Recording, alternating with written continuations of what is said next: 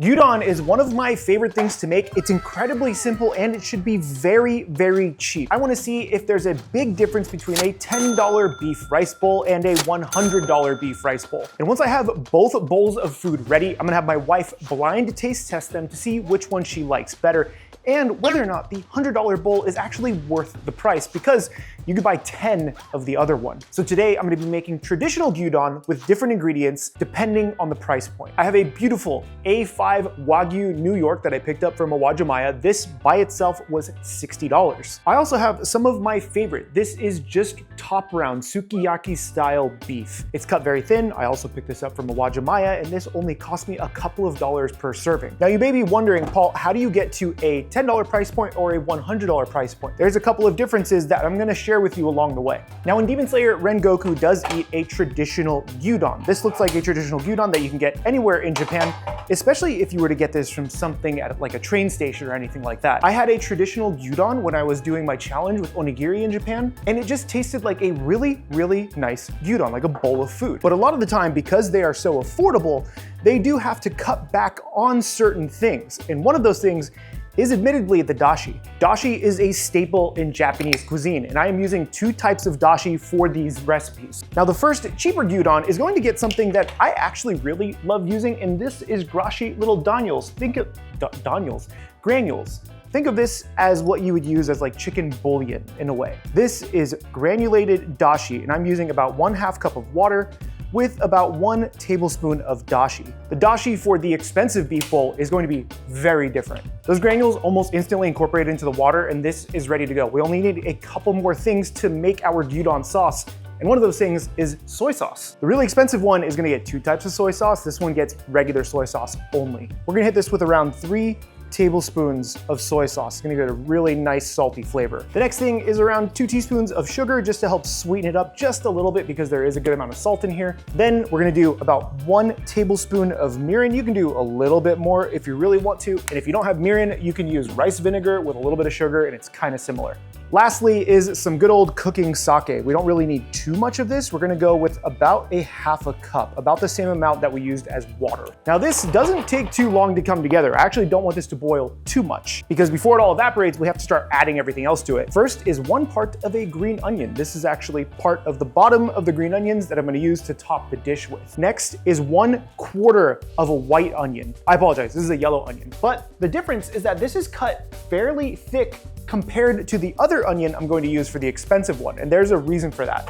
Because the other beef is so expensive, the A5, I actually want the onions to not overpower it, so I did cut them thinner for that one. What's great about making gyudon is if you were making this at home, you could do a quadruple batch of this sauce, even with the onions, cool it down and put it in the fridge, and then anytime you want gyudon, you can just thinly cut some steak, some chicken, whatever you have laying around, and just make it on the fly. It's super simple to put together. Now, because I want both of these to be done around the same time, I'm actually not going to cook the onions as far as I need to, because I don't want to put the beef in yet. If I put the beef in right now, it's actually going to be a disservice to the $10 bowl, and I want to give it its best shot, so we're not going to overcook it. I'm going to put this to the side, and we're going to start the expensive one. Now the expensive one is really interesting because it is this beautiful A5 wagyu. I'm going to be searing it lightly first, and then I'll show you what I'm going to do with it after. This is going to get just a little bit of salt, not too much, because the gyudon sauce will be slightly salty. I'm actually treating this A5 wagyu as I would maybe a piece of tuna that I'm searing. If I over-sear this right now, it's actually just gonna be overcooked, really expensive beef when I go to add it with my sauce later. And while this pan is warming up, if you want some amazing anime-inspired or Japanese-inspired recipes, you should check out both of my books over on chefpk.com. Quest for the Best is based on my adventures in Japan, and this has a bunch of the different recipes that I had eaten out in Japan during that series. One of my favorites is a story about Kenchan curry, and it is one of the best, most spicy curries I've ever had, and there's a recipe in here for that. Annie Bites Master Edition is a collection of some of my favorite anime-inspired recipes that you can make at home. You can get both of these as a bundle that I had sold over on Kickstarter for the same price as the Kickstarter, because yes,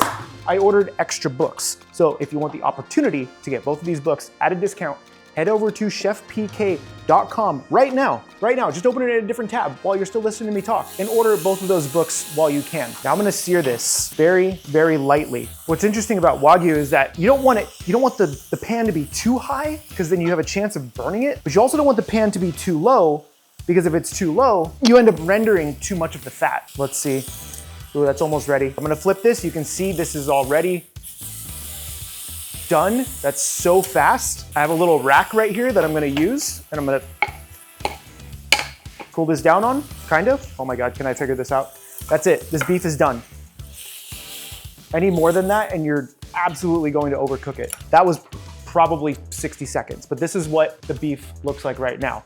It still hopefully is pretty raw, but I'm actually gonna put it in the fridge to cool it down. What I learned from that Food Wars video with the very expensive rice bowl, hold on one second, is that because of the content of fat in the wagyu, I feel like it cooks to a lower temperature. And it sounds kind of weird. What I mean is that a medium for wagyu is actually different than a medium for like a prime cut steak. The reason is because the amount of fat in there actually changes at when the steak becomes medium. It was the weirdest thing. But now I have to make the sauce for the expensive one. And the dashi for that is actually this. This is a homemade dashi that is apparently a year old, but it's fine, it was in the freezer. This dashi is homemade, fish flakes and everything. So this one is a little more expensive to make than the granules by about a few dollars. But here's what I'm gonna need. I need a half a cup of dashi, and here's what I'm gonna do, pour that in there. Just gonna do one of those.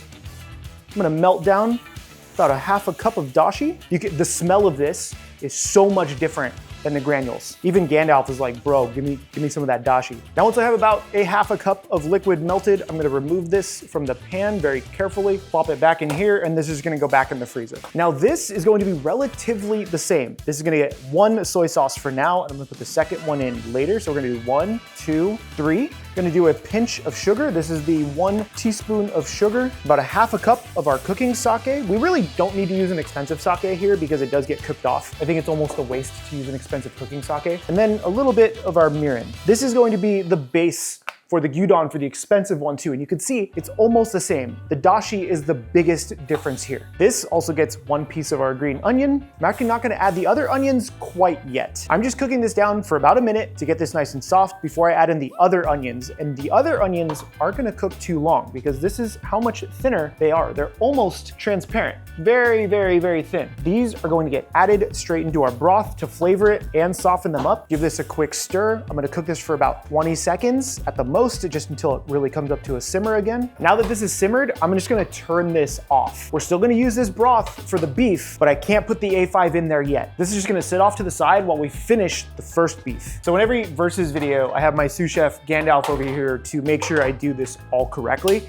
So I'm gonna first plate up the cheaper gyudon because I think it has a little more resiliency and it can be held longer than the really expensive gyudon. So this just has to come back up to temperature, and I probably should have had this still going. You're gonna get a fishy later. Once this liquid comes back up to a boil, this is where we can add all of our beef. Now this is a pretty significant amount of beef, but I think it's really worth the $10. Anytime I was at a Yoshinoya or anything similar, I would always ask for extra meat because they would have it as an option. And so this one's gonna get extra beef because I think for 10 bucks, that's worth it. Now this just has to cook for just a couple of minutes. You actually don't want to cook this too long either because it's such thin cuts of beef. This is what I was talking about, is that if you had this liquid ready, absolutely just take out some of the sliced beef, even from the freezer, thaw it out for just a little bit, and then make your gyudon. You can see how quickly this has already cooked. Look at this, that's done. That's it. Give this a quick taste. Oh yeah, now we're gonna start on the really expensive $100 bowl. This has been simmering for a little bit, so this way it was actually hot. I'm gonna turn this down.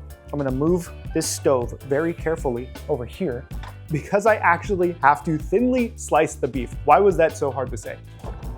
Hi, are you supervising? This is our wagyu. It's nice and chilled now, and I really just wanna take a big old chunk out of it. I'd actually asked the butcher if they could give me thinly sliced beef, and they weren't able to do it. It's so good. So I'm gonna be slicing this myself. Now I do have to almost slice this like sashimi.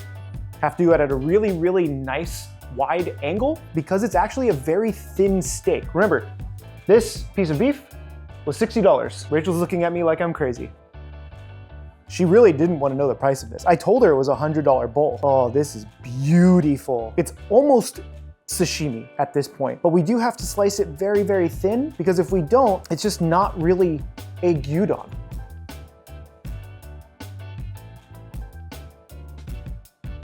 You know, if you want a little piece of wagyu,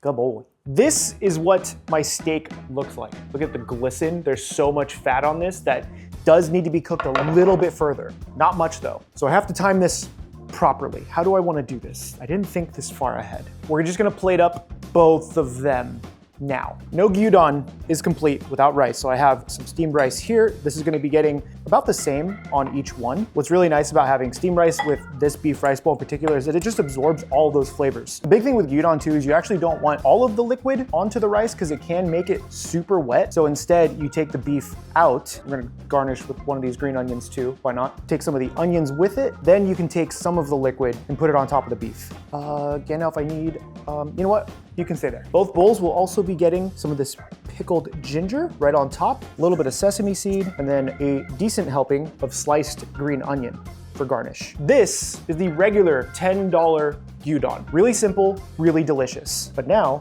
I have to plate up the other guy. This is why this would be super expensive, because this is a pain to plate up. Now this bowl is only gonna get half of this steak because it's quite a lot. Now to plate this up though, I'm gonna be actually treating this similar to like sukiyaki. Not sukiyaki, I apologize, shabu shabu, where I'm going to be dipping this into the hot liquid and cooking it for just a couple of seconds. And I literally have to do each piece individually. And then we're gonna plate this up onto here. Bring some of the onions with it. Oh, this looks ridiculous. I did mention there is a second soy sauce, but I still have to add that right at the end. The one nice thing about making the A5 like this is that a lot of that liquid starts to really reduce, and those onions are going to be absolutely fantastic. It's gonna be a ton of flavor in this. This is the last piece of wagyu right on there. We're gonna take our onion, of course, because this is gonna have a ton of flavor. But look at these onions now. Look at how gorgeous those look. My mouth is watering. That's gonna be right on top of there. This one's also gonna get a little bit of sesame seed just right on top. Green onion on top of the onion. Of course, pickled ginger. We're gonna add this to the side this time. And this is what puts it over the top. This is the second soy sauce. This is a smoked wood barrel aged soy sauce. And this one bottle is about $30 and I've had it for like 2 years now. So I'm trying to find uses for it. This gets just the smallest touch of it because it is very strong. We really don't want to overdo it. And these, my friends, are two almost similar looking beef rice bowls. This was inspired by my adventures of watching Demon Slayer again, but realistically, these are inspired by my adventures in Japan. And if you want to read those adventures, consider picking up my new book, Quest for the Best Tokyo. I promise you're gonna love this book. It was a labor of love. I was flipping through it earlier today and it just gave me so many memories, and I hope you guys enjoy it. Go over to chefpk.com and buy yours today. Now it is time for the taste test. Rachel, are you ready? So my wife is going to be taste testing these, and she does really enjoy gyudon, but not as much as me, so I think she's gonna be a good test of this. You saw me make these, so I don't know if it's even worth blindfolding you, but you can just close your eyes and I could feed you? I mean, you could, yeah. Okay, she's going to blind herself with my Quest for the Best headband over on chefpk.com. You know, always be plugging. You look like a really cool anime character with the Naruto in the middle. Oh, I have a weird shaped head. Yes. Have you seen mine? I feel like Mr. Miyagi. So we're gonna go with one of these. I'm switching them around. I don't think it's gonna matter because you're blind. All bites. Yeah, this is gonna be the first one. We're gonna do a little bit of rice and just a little bit of the beef. I'm actually going to assemble it so she gets a little onion on there too, and a little bit of the ginger, and this.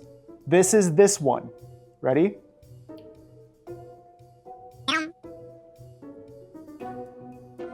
That's a wagyu one. Instantly you would know. Okay, now I'm gonna give you another piece. Do I still have to be blindfolded then? Probably not need to be blindfolded now because it's very obvious. Here is the regular gyudon. It's a big bite. One bite of each. Now, you know how much I spent on these. Okay, we know that this is about a $10 bowl. This costs about $100 to make, to buy everything for. Granted, there's a little bit more wagyu, so you can maybe get 2 bowls, but you still have to pay for everything. Which one would you order? I feel like we already know this answer. Just because I'm not a huge wagyu fan. It's good, but it's the texture of the wagyu that I'm not a fan of. So it doesn't like too fatty of a texture. Now I'm gonna give you my take. I'm gonna actually go for the wagyu first as well. It was like, why spend $100 on something that's already good? Like, it's good. They're really nice, really fatty. Wagyu is actually very buttery and almost creamy in a way, right? And it is delicious. Don't get me wrong. But when I dig into this one, is it gonna be $190 more delicious is the real question.